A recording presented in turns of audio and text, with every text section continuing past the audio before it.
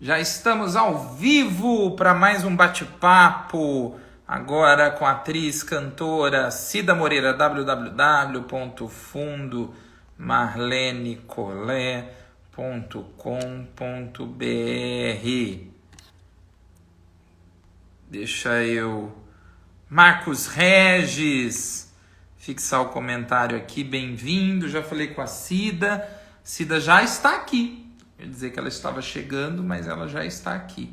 Deixa eu convidar a Cida.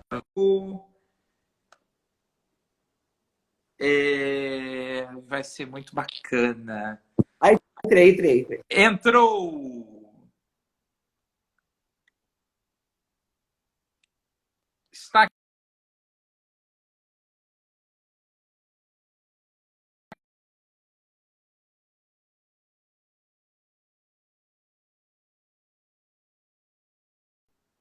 Oi, Carlos Eduardo, tudo bem?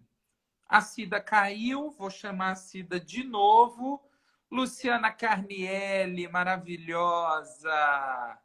Obrigado pela sua presença que traz tanta luz para esse encontro. Júnior Borba, Marcos Dia, Dr. Rangel Scandiuzzi. Deixa eu ver se a Cida está por aqui. Deixa eu enviar a solicitação de novo. Probleminhas técnicos que às vezes acontecem. Aí, Pera. maravilhoso. Pronto.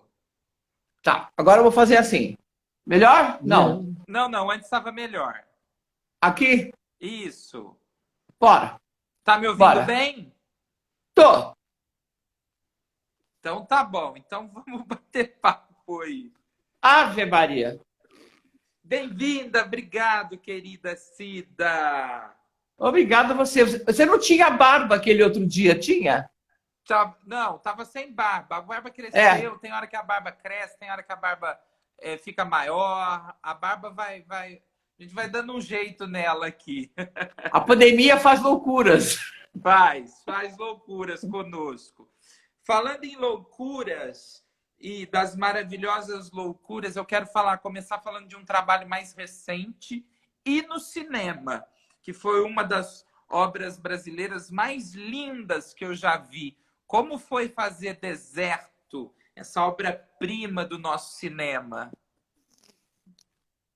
Foi uma experiência de vida, né? Muito importante.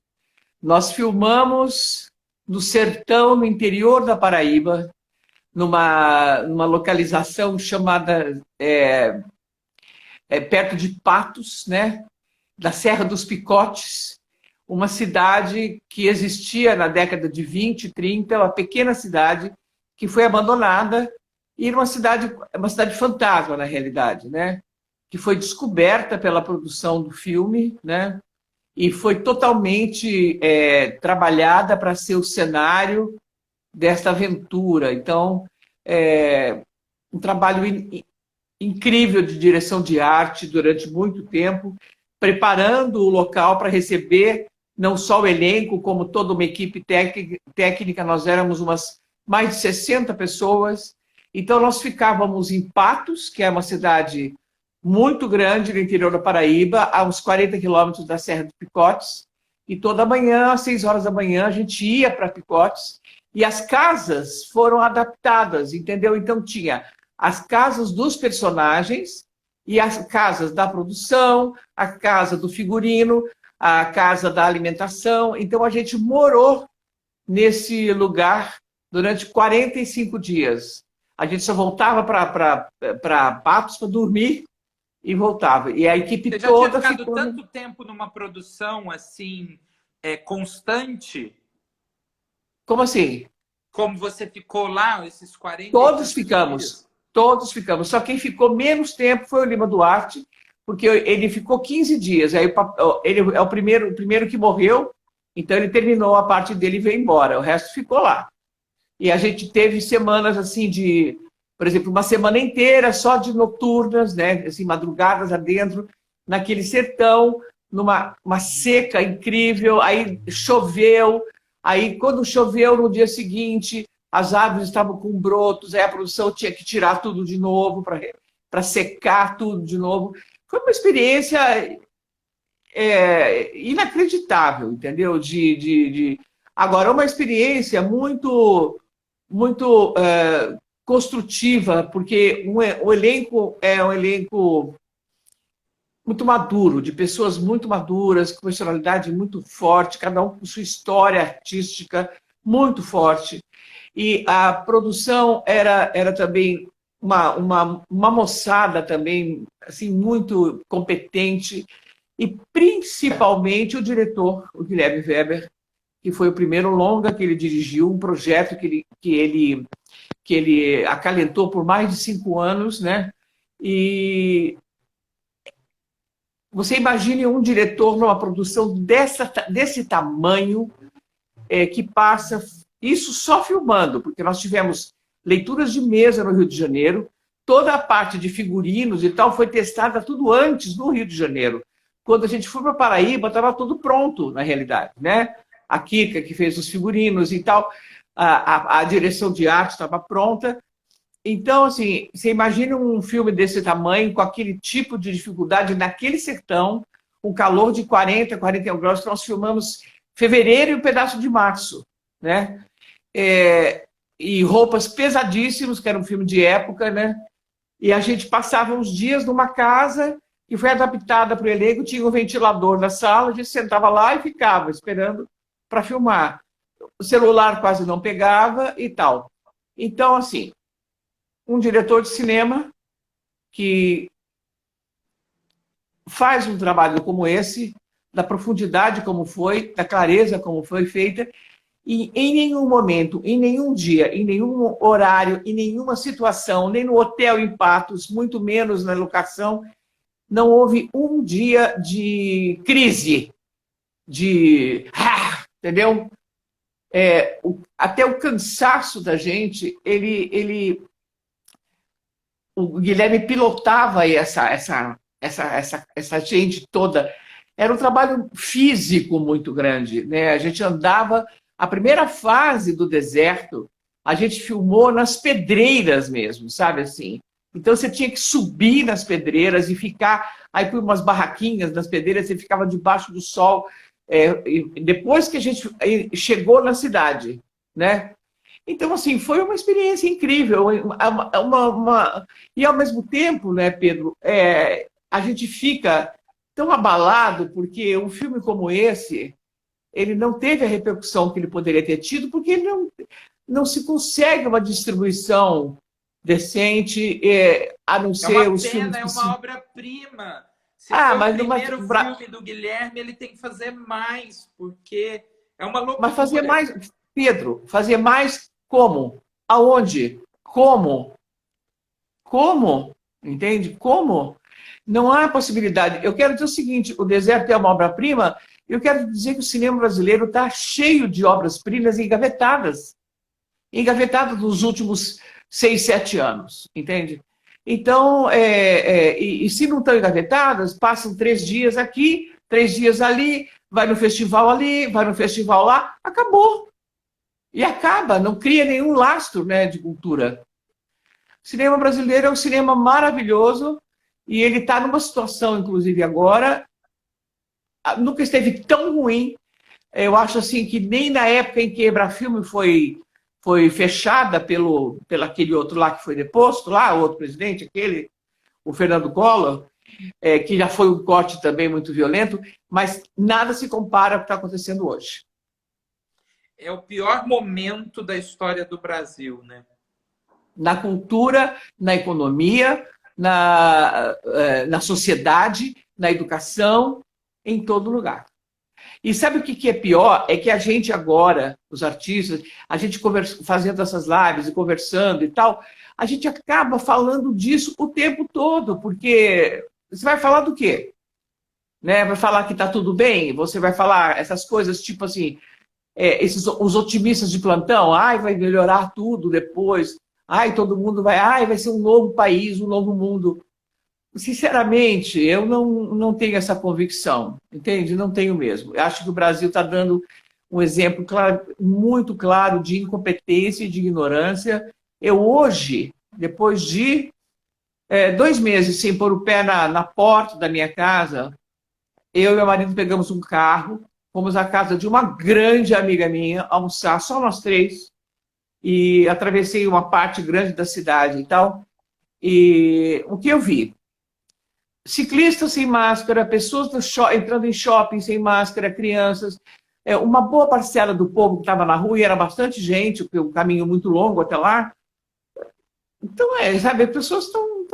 Gente nos carros, assim, passando por você, de vidro aberto, sem máscara, cantando, gritando, quer dizer, é isso. Esse é o Brasil. E o que a gente pode, enquanto artistas, comunicadores, fazedores, continuar resistindo, continuar tentando, continuar falando, continuar produzindo as duras penas? Eu não gosto da palavra resistir, nem as duras penas e nem tentando. O que eu penso? Mas isso é uma coisa muito particular minha. A palavra resistir, ela é muito fácil de ser falada, mas ela é muito difícil de ser cumprida. Então, eu prefiro, às vezes, dizer que o nosso esforço, ele teria que ser não para resistir, não para, é duras penas, não. Duras penas, nós sabemos que são duras penas, mas acontece que as duras penas não são para os artistas, é para o povo inteiro. É para apenas, então, somente nós temos esse ofício, né? Mas todos os ofícios estão degringolados. Eu acho que a gente tem... o nosso esforço é de continuar existindo no meio disso, e até para ver, enxergar melhor, cada vez mais, e até, quem sabe, conseguir vislumbrar uma vida produtiva e com significado depois que essa pandemia passar, que vai demorar muito tempo ainda, né? Isso é um fato para mim. Esse o meu pensamento é esse. Bom, vamos então aproveitar esse tempinho que a gente tem aqui para revisitar um pouco da tua história, que é teatral, musical, de arte e educação. Você é atriz, diretora, cantora, musicista, pesquisadora, professora. E eu queria saber qual foi o ponto de partida. Quando foi que você foi arrebatada pelas artes? Isso não está nas bibliografias quase. Havia uma influência em casa? Foi à vista de algum espetáculo? Uma primeira música que foi ouvida no rádio? E quando você iniciou este caminhar? Porque, historicamente, coloca-se muito o teatro do Ornitorrinco e o início de vocês. Não, imagina, o teatro do Ornitorrinco já foi... Disso tudo. Não, o Ornitorrinco, imagina, o Ornitorrinco já foi outra coisa, já era caminho andado, imagina. Olha, eu vou dizer, o ponto de partida foi o seguinte, no meu aniversário de 6 anos, só para te contar, eu nasci aqui em São Paulo, sou paulistana, e com 2 anos eu fui para Paraguaçu Paulista. Fui criada naquela linda cidadezinha de Paraguaçu Paulista até os 14 anos de idade.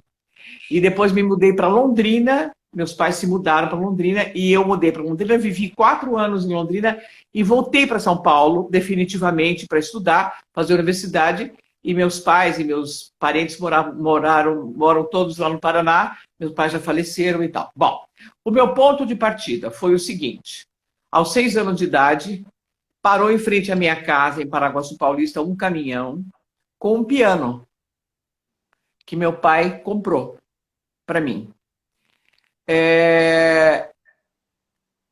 Por quê? Porque eu gostava muito de cantar. Minha mãe era uma pessoa muito culta, de verdade, e assim, e também tinha uma questão de um costume de época. As meninas daquela época, de classe média, elas aprendiam a tocar piano. E os meninos aprendiam a tocar acordeon para tocar para as visitas, para tocar para o futuro marido, né? Então, assim, tinha tudo isso misturado. O que aconteceu foi que eu comecei a estudar piano em casa com um professor extraordinário chamado João Galhardo, que ele morava em Paraguaçu, ele era escrevente do cartório da cidade e um pianista espetacular. E ele começou a dar aulas de piano para mim em casa, eu não sabia nem ler, não estava alfabetizada ainda. E eu comecei aí, então, inconscientemente, eu tomei gosto, eu descobri a música e esse professor, ele que me ensinou o amor que eu tenho pela música, eu aprendi com ele. Depois, um tempo depois, lá pelos 7 anos e meio, já fui para o conservatório, fiz conservatório, e eu era aquela menina do interior que cantava muito bem, então eu cantava na igreja, que eu sou católica, eu estudava no colégio americano, um colégio misto, eu cantava no colégio americano as músicas do hino americano, eu cantava nas festas, eu cantava... mas não tinha nenhuma coisa ligada ao que existe hoje, de a mãe levando o filho para se exibir, para ser artista. Isso não existia. Então, eu fui realmente estudar piano e cantar. Aí, quando eu fui para Londrina, aos 14 anos, eu já tinha uma experiência, já tinha um conhecimento bastante bom da música, e eu fui para o conservatório, para a faculdade de música em Londrina, enquanto eu fazia o que chamam hoje de colegial, né? E essa experiência em Londrina já me profissionalizou mais, porque era um conservatório oficial muito grande, tive professores muito importantes e tinha coral, eu fui ser pianista do coral da Faculdade de Odontologia, eu cantei num coral maravilhoso, eu me apresentava, eu estudava, então eu participava de recitais de piano e tal. E eu comecei a vislumbrar uma vida ligada de fato à música. Mas ainda não foi o suficiente para eu me decidir em relação a nada. Porque com 18 anos eu vim para São Paulo fazer cursinho para entrar na faculdade de psicologia, que também era um sonho que eu tinha de verdade, né? Não era assim, vou estudar porque não sei o quê. E eu vim para cá e deixei meu piano em Londrina, né? E meu piano ficou em Londrina durante 5 anos. Só o que aconteceu é que eu entrei na universidade e eu comecei a trabalhar artisticamente nos diretórios acadêmicos da universidade. Então, eu montei em 73, eu e mais alguns grandes amigos, que são meus amigos até hoje, ligados às artes e tal, a gente montou um grande show de música brasileira chamado Marginália. A primeira peça do Brecht que eu fiz foi o Lux in Tenebris, né, uma coisa que era totalmente inédita no Brasil, lá na universidade. E foi ali diretor... na universidade, na academia, que você começa a ter um contato com o teatro e com o que eu estou dizendo. E o teatro de pesquisa? Não, nem uma coisa nem outra. Não existia essa coisa de grupo, não. A gente era uma turma da faculdade que se juntava para fazer música e teatro e política, porque, na verdade, eu entrei na universidade em plena ditadura, né? Entrei na universidade quando a universidade ela já tinha mandado embora todos os seus grandes homens, né? Da USP e tal. Então, quer dizer, foi uma coisa que a gente tinha uma atitude política que era obrigatória, porque a gente conviveu com um período, né, em que a gente sabia da gravidade daquele momento, né? Então, isso formou muito as nossas consciências também. E aí eu comecei a fazer essa vida cultural universitária e foi maravilhoso enquanto eu fazia psicologia, né? As duas coisas corriam. Eu nunca deixei de fazer uma coisa em detrimento da outra. Me formei. Você foi acumulando, né? Você foi sempre, acumulando. Aí me formei e quando, no último ano da faculdade, eu fui convidada para fazer minha primeira peça profissional, que é com um grande diretor chamado Márcio Aurélio Pires de Almeida, que aí sim, em São Paulo, isso era 77, começava a existir um grande movimento do teatro underground, do teatro de grupo, né, em São Paulo, extraordinário. E ele chamou a mim, aí a gente fez o Miguel Magno, um elenco assim muito interessante. Fizemos uma primeira peça profissional chamada A Farsa da Noiva Bombardeada, do Alcides Nogueira, que é aí de Botucatu, e que na época tinha o nome de Cide Moreira. Eu chamo Cida Moreira por causa disso, porque meu nome verdadeiro não é esse, né? E, assim, Seu nome uma verdadeiro é brincadeira. Maria Aparecida Guimarães Campiolo. Exatamente, é. Agora, isso foi uma brincadeira que acabou ficando, porque quando foi fazer o cartaz da primeira peça, que nome que a gente bota teu? Eu falei, não vou pôr Maria Campiolo, Maria Guimarães, sei lá o quê. Ah, bota Cida Moreira, pronto, né? Ficou. E o Tide deixou o Moreira depois. E o Tide, não, quando ele entrou para a TV Globo, ele então resolveu negar esse passado dele, né? Então ele é o Cid Nogueira. É verdade que o Tide chegou a atuar no Ornitorrinco como ator? O Tide não, nunca. Ele, não no Ornitorrinco. Ele chegou a fazer. Não, pera um pouco. Não. Tem que esclarecer as coisas, não é assim. O Tide, em que o Cacá Rossetti, isso no meio da formação do Ornitorrinco, que veio na sequência, ele fazia a ECA, o curso de direção. E ele teve que montar um espetáculo de conclusão de curso como diretor. Então, ele montou uma peça chamada O Elefantinho, que é o prefácio da peça É um Homem do Brecht, com 12 homens soldados e só eu, a viúva Bagbic, num cabaré, lá dentro da ECA. E o Alcides era um desses homens. Mas era um monte de... Era o Vitor Nozzi, que era um batalhão de soldados, sabe? Foi um trabalho muito bonito, que foi feito lá na ECA, enquanto a gente fazia o resto. E foi isso tudo. Quer dizer, daí em 77 eu fiz A Noiva.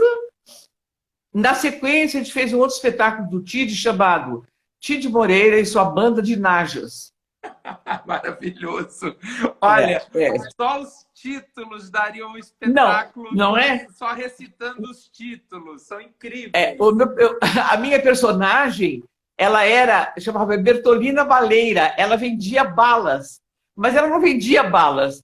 Ela ficava no meio do público, ela vendia pedaços de pessoas. Sabe assim... pedaços de cérebro, vidrinhos com sangue, ou seja, uma coisa maravilhosa. E aí, nessa fase, o Luiz Roberto Galizia foi assistir o espetáculo e falou, olha, a gente está fazendo um grupo aqui, eu, Maria Alice e Cacá, na ECA e tal, da ECA, não na ECA, da ECA, no Teatro Underground, vamos fazer os mais fortes, de Strindberg e tal, vamos estrear no porão da oficina e tal.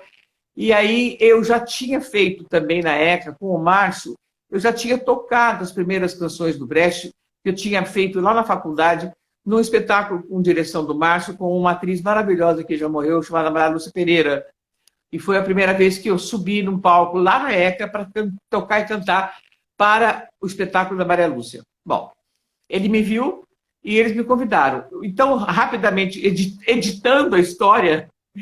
Eu mandei buscar meu piano em Londrina. Você ainda estava... Você não esqueceu do piano. O piano ainda era uma coisa que era importante trazer para São Paulo. Exatamente. Eu mandei buscar meu piano, meu pai mandou meu piano. E aí, quando o piano chegou, a minha relação com a música, que eu estava muito ligada ao conservatório, mas a música erudita e ela mudou completamente. Então, eu passei a ser uma pianista de teatro, né? Porque, na verdade, quando eu vim para São Paulo, eu tinha claro para mim que eu não ia ser uma concertista de piano. Eu não tinha eu não tinha aquela disciplina ferrenha, eu não tinha aquele espírito de sacrifício para ser uma concertista. Eu sabia que eu não ia dar conta daquilo, não era exatamente o meu mundo, né? Eu já estava com a cabeça em muitos outros lugares também.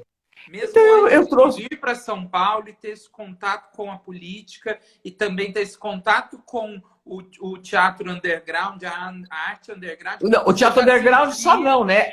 O grande teatro que se fazia em São Paulo. Além do underground, o grande teatro. Né? Mas você já sentia, antes de retornar para São Paulo, que você não queria aquela vida do conservatório? Não era tão claro assim, né? Era um carrossel de emoções, entendeu?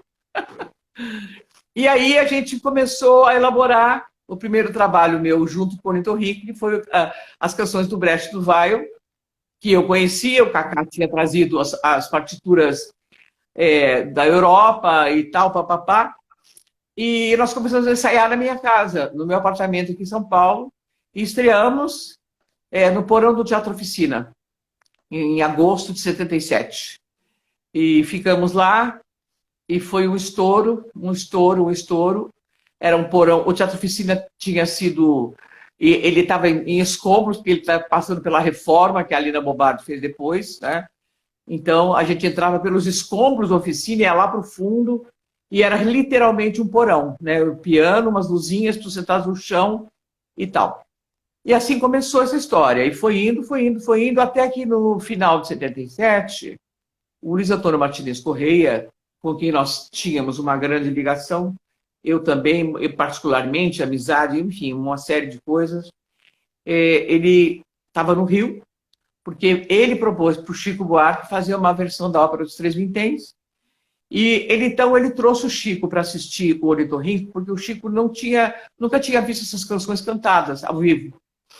Aí o Chico veio, assistiu e nos convidou. A gente foi para o Rio de Janeiro, 2 semanas depois, fazer o mesmo show na casa do Francis Heine para os investidores da Ópera do Malandro. E ganhamos papéis na Ópera do Malandro.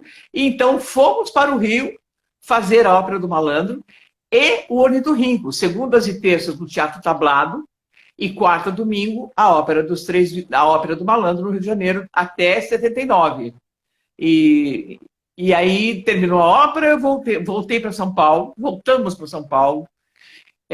Eu fiz um trabalho não muito feliz com um grupo de teatro daquela época muito importante chamado Pó de Minoga, uma coisa que não deu certo, não foi bom. Para mim e para eles também não. Né? Tinha a Mira Har estava no elenco. Todo mundo, é o grupo original. Chamava As Margens Plácidas, tá? Sim.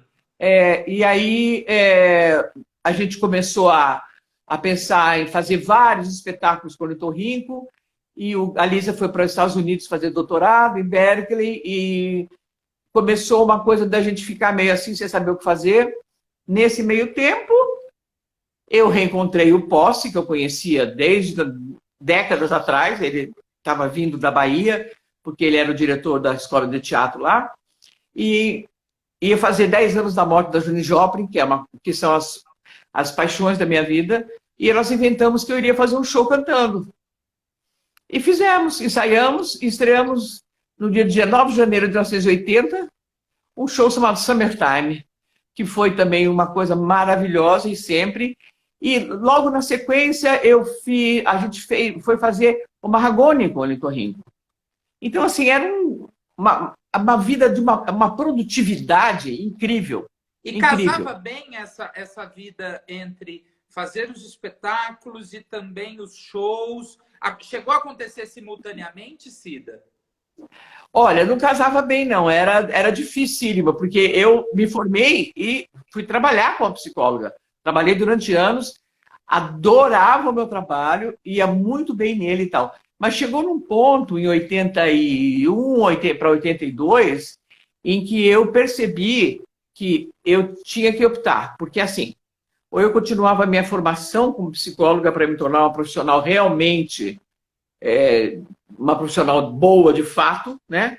Ou eu, então, enveredava. Daí eu demorei um ano para conseguir tomar essa decisão e bancar essa decisão, né? Bancar. Como é que eu banquei essa decisão? Eu fui fazer, na TV Bandeirantes, uma novela chamada Filha do Silêncio, e que eu consegui, durante 8 meses, um salário fixo, e aí, então, eu deixei o consultório, e aí eu comecei a minha vida como artista de verdade, inclusive falando em termos de sobrevivência. Foi aí. E aí você não quis mais depois voltar a fazer televisão, não? Eu voltei a fazer televisão. Eu fiz uma novela com a Sandy em 2001, na TV Globo. Sim. A Estrela Guia. A Estrela Guia. Estrela Guia. Inclusive, a Ana Carbati está aqui falando. Exato, a Ana fazia Cida, também. nossa cantora brechiniana. Foi uma experiência boa. Mas não, não. Atriz de novela, assim, fixa. Não, porque a minha vida musical me exigia tudo e eu já estava a mil por esse mundo. No ano 2001 já tinha filho, tudo, mas sabe, não, Olha, não, tem não fez falta. para você aqui, ó. João Nunes. De quem? João Nunes. Grande dama indigna. Ah, mas João Nunes é uma pessoa incrível, é um iluminador maravilhoso. Ele fez eu trabalhei com ele em alguns espetáculos da Indigna, inclusive, olha, João Nunes, ó, tiro o chapéu para ele, ele é um profissional de primeira linha, um amor, uma coisa. Paulo Matos, tudo maravilhoso, o universo da Cida é mara. E tem um recadinho aqui muito... Opa, peraí, especial. A conversa vai rolando, a gente esquece, mas eu não posso deixar de registrar para você aqui, que é um recado. Nani de Oliveira, que nos colocou em contato, minha conterrânea, Cida e desejando amor. E o André eu fui almoçar na casa da Nani hoje. Ah, foi na casa da Nani? Que delícia! A primeira vez que a gente sai para almoçar. Hã? Hoje você está com os Ribeirão Pretanos. Nossa Senhora, uma loucura! Só faltou um chopp do Pinguim para celebrar mais esse momento. Pois é. Fui lá na casa da Nani. O André Frateschi, boa noite. Você é minha baliza, Cida. Muitas saudades. Eu sou o quê dele? A minha baliza. Ah, André, para com isso, André. André, toma jeito. Ah, André Frateschi, eu conheci... Pode falar, desculpa. Eu conheci o André, ele ainda era desse tamanhinho, porque a mãe dele fazia o Marragone, a grande atriz de Eliseu Vecchio. Sim. E o André era um moleque, um loirinho que ficava lá, né? Depois o André foi fazer aula de canto comigo na adolescência, ele tinha um grupo de rock extraordinário chamado Páprica Sinistra. Era um puta cantor, entendeu? E tal. Sim. E depois eu o convidei para trabalhar comigo, a gente fez um show do Tom Waits durante 2 anos e foi uma experiência muito boa, mas eu cantei no casamento dele com a Miranda Cassim e pronto. E hoje acompanho ele de longe, ele é um popstar, né? Ele é um popstar agora, fazendo musicais. Ganhou já faz um tempo, mas ele está muito bem. Ele do nosso teatro, né? Claro. Ele também é um excelente ator, o André. Um excelente ator. Olha, também ali ele é... Quem? O Manuel Barros está lembrando aqui, adorei a novela que ela fez no SBT. Vacinação. Em 97, eu fui para a Europa fazer uma turnê de Chico Buarque. Na volta, o Thalmann convidou, ele estava fazendo uma nova versão do Direito de Nascer. E eu era também a dona do cabaré e tal. Foi muito bom. Daí essa novela passou, foi assim, meio assim. E o ano passado, ela passou na TV Aparecida. E as pessoas viam e falavam, nossa, você fez uma novela na TV Aparecida? Eu falo, não fiz. Mas eu conheci muita gente bacana nessa novela. E o Roberto Thalmann, um diretor, ele estava no momento off Globo, assim, tal. Foi bom, foi aqui em São Paulo a gravação da novela. Foi bem bacana, foi muito bacana. Olha só, Figueire Domônica. Às vezes, gente, eu não enxergo muito bem, às vezes, quando é muita consoante juntas, viu? Mas ele mandou uma pergunta aqui. Qual música que ainda vamos ouvir? Figueire Domônica. Qual música ainda vamos ouvir? Será que tem música... É isso, Figueire? Você mandou certo? Eu li certo a sua pergunta? Ou houve alguma coisa? Qual música que ainda vamos ouvir? Eu não entendi muito bem. Um monte. Isso. Se eu não morrer, um monte. Se eu não morrer, um monte. Agora, se ele tá achando que eu vou cantar hoje, eu não vou. Pronto.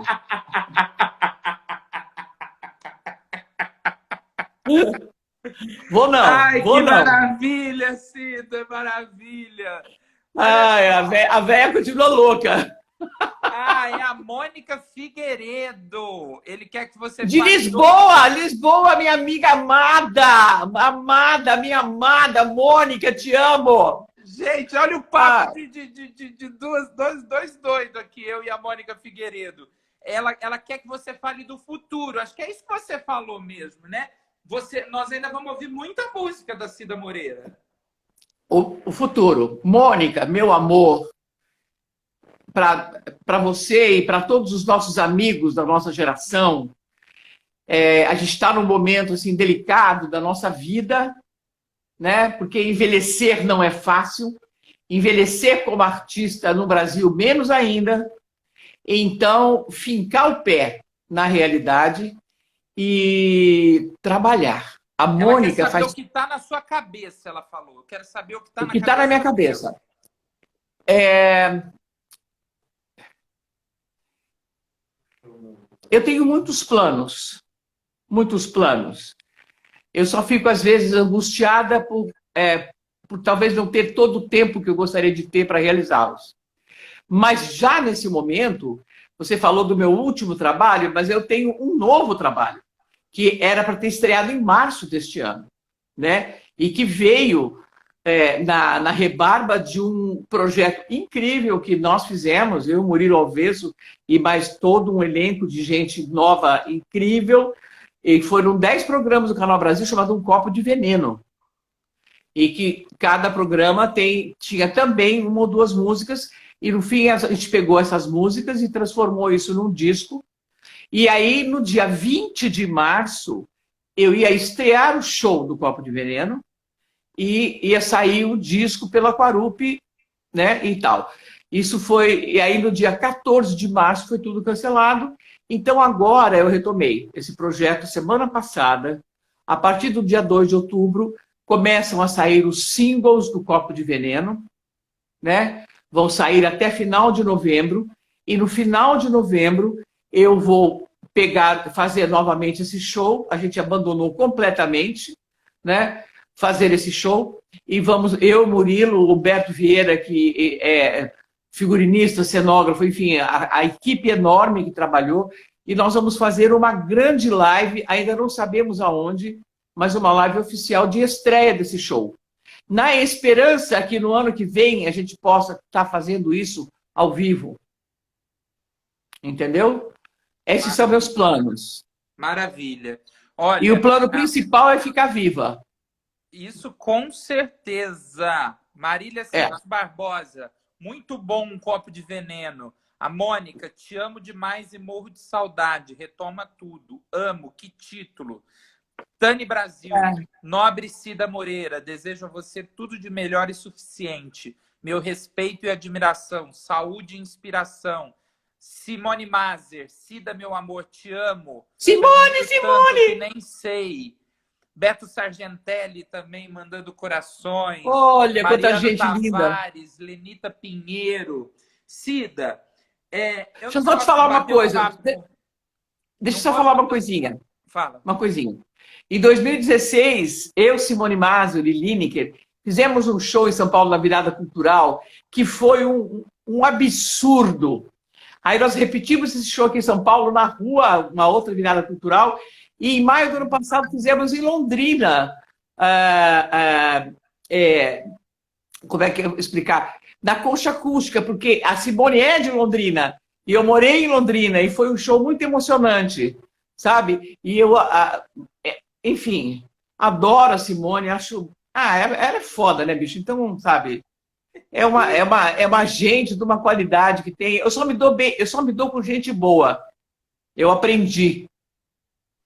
A Lenita tá mandando um abraço de São Luís do Maranhão. A Júlia Porto, mamãe linda. Ai, minha filha! Minha filha que tá vendo lá. Ó, o Paulo tá pedindo para você fazer um disco em italiano. Não. Paulo, desculpa, eu não vou fazer, não. Apesar de eu ser italiana. Ai, Vou não. sem poesia não dá. Salve Cida Moreira, o canal Sem Poesia não dá. Olha, não tem como falar com você aqui e não falar do ator, diretor e também foi meu professor na pós no Célia Helena, um ser humano maravilhoso. Eu queria que você falasse um pouquinho qual que é a importância do Humberto Vieira na sua vida. Ele foi teu professor? Foi, Humberto foi meu professor na pós do Célia Helena. Ele não lembrava, ele está aqui do meu lado, esclerosado, não lembrava. Ó, assim, a história é a seguinte, né? Eu namorei o Humberto Vieira quando a gente viajou com o Ornitorrinco para Porto Alegre em 78. Namorei ele de 78 a 81. Ele era muito garoto, muito maravilhoso, assim, muito louco, muito tudo. E eu também, ok. Em 81 ele me deu um pé na bunda. E eu voltei para São Paulo, né? Voltei para São Paulo e continuei a minha vida. E 2 anos depois eu me casei com o pai da minha filha, o Juarez, que infelizmente faleceu quando ela tinha 16 anos. Me casei com ele, tivemos uma filha, tivemos um casamento de 8 anos e nos separamos. Aí demorou, eu fiquei sozinha com a Júlia em São Paulo, ele voltou para o Sul. E aí o que aconteceu foi que eu fiquei muitos anos sozinha, mas eu e o Juarez nos tornamos amigos. A Júlia e eu e ele tínhamos uma convivência muito estreita, muito civilizada, inclusive. E ele faleceu em 2004. Bom, em 2008, eu estava fazendo o show do Tom Waits em Porto Alegre com o André, e uma amiga em comum me falou que tinha encontrado um cara chamado Humberto Vieira, diretor de teatro, e que ele tinha dito que ele tinha me namorado. E eu falei para ela assim, como é que ele fala de mim assim, sem essa cerimônia? Faz tanto tempo, não sei o quê, blá, blá, blá, blá, blá, blá. Aí eu pedi o telefone dele, liguei para ele e convidei ele para assistir o show. Aí ele foi lá. Aí depois nós fomos jantar e pronto, 12 anos, estamos aqui. Que legal. Ele também tem que estar numa live aqui em alguma possibilidade. Eu acho que sim, acho que sim. E ele tem uma filha de 27 anos que mora em Porto Alegre com a mãe Isadora, e eu tenho a minha filha Júlia, que não mora mais comigo, que é uma grande educadora, e já é uma senhora de 33 anos. Ai, que maravilha. Cida, qual foi a maior transformação que o teatro fez na sua vida? O que o teatro fez na minha vida? A maior transformação que o teatro fez na sua vida? Eu acho que foi assim. Eu acho que o teatro me proporcionou tornar real todo o meu imaginário. Tudo. Tudo que eu sempre amei. A poesia, a música, a palavra, sabe? A palavra, principalmente. Na verdade, eu, até como cantora, inclusive, uma coisa que eu falo sempre, como é que eu escolho uma música para cantar? Pela palavra. Eu sou absolutamente fascinada pela linguagem, e essa é a minha grande... o meu grande elan com a vida é a linguagem. É a linguagem. Por isso que o meu trabalho como cantora também, ele corre num terreno mais específico, né, menor, enfim, mas eu sou dona dele. Para o bem e para o mal. E essa altura do campeonato, nunca teve voltar para trás. Mudar de lugar. Então, agora então, nunca, mas tá feito. E bem feito, tá lindo. E ainda vai estar mais feito, vai ser mais Tomara, feito. Deus te ouça. Quiser. Como você disse que é católica, que Nossa Senhora te cubra num manto de amor aí e permita que tudo isso aconteça. Eu chamo Maria Aparecida por causa da Nossa Senhora Aparecida. Eu fui batizada na Aparecida do Norte. Alguém me disse uma vez que esse dado da minha biografia é muito cafona, mas eu não estou nem aí para isso. Ah, é lindo! É lindo! Porque minha mãe fez uma promessa. Eu vou te contar uma história, então a gente vai se dar bem, porque eu também sou muito católico. Então, assim, é uma coisa que... E a força dela e o amor de mãe, de mulher, ele é transformador na vida da gente. Exatamente. E minha mãe, ela queria ter uma filha mulher, porque eu tenho 3 irmãos homens, né? Eu tinha, porque o irmão mais velho meu já faleceu há muito tempo. E nasceu uma menina, e ela, então, eu fui ser batizada lá com 1 mês de idade. Entendeu? Olha, Cida, tem uma pergunta que eu batizei aqui com o nome do Cláudio Fontana. E Olha, o Claudinho falou para mim, faz essa pergunta para Cida, por favor, hein? Que é o fala. seguinte, live é teatro? É chato? Teatro. Live é. É o teatro possível agora. E eu acho que eu tenho lido, né? Música também é música. Eu fiz todas as lives dos meus discos e tal, tivemos resultados maravilhosos. Agora, veja bem, tem muita gente que está. Eu acho que também já entrou agora no patamar de um certo cansaço. Porque a gente também nunca pensou que essa pandemia fosse demorar tanto, não é? Mas eu acho que é teatro, sim. Eu acho que é música, sim. Eu acho que é literatura, sim. Eu acho que é jornalismo, sim. Eu acho sim. Eu digo sim a esse momento, sabe? Quem não gostar, quem achar que é uma bobagem, quem não sei o que, dane-se. Não veja. Não é obrigado a ver. Então não precisa ir para o Facebook ficar vociferando com coisas que a pessoa, sabe, assim, achando que o mundo tem que andar do jeito que a pessoa é. Não, o mundo tá. Agora, então, ele tem um.